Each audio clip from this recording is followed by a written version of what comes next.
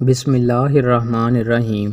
رسول اللہ صلی اللہ علیہ وآلہ وسلم نے ارشاد فرمایا، پیر اور جمعرات کے روز جنت کے دروازے کھولے جاتے ہیں، شرک سے بیزار ہر شخص کو بخش دیا جاتا ہے، البتہ اس شخص کی مغفرت نہیں ہوتی جس کی اپنے بھائی کے ساتھ رنجش و عداوت ہو۔ کہا جاتا ہے ان دونوں کو مہلت دو حتیٰ کہ وہ صلح کر لے۔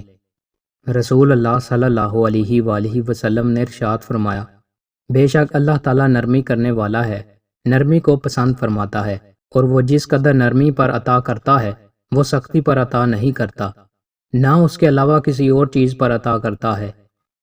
رسول اللہ صلی اللہ علیہ وآلہ وسلم نے ارشاد فرمایا، چار چیزوں سے رزق کی فراوانی رک جاتی ہے۔ نمبر 1، صبح فجر سے طلوع آفتاب تک سونا۔ نمبر 2، نماز نہ پڑھنا یا پابندی سے نہ پڑھنا۔ نمبر 3، سستی کرنا۔ نمبر 4، دھوکہ دینا۔ دوستوں، مزید اچھی ویڈیوز کے لیے ہمارے چینل کو سبسکرائب لازمی کریں۔ بہت شکریہ۔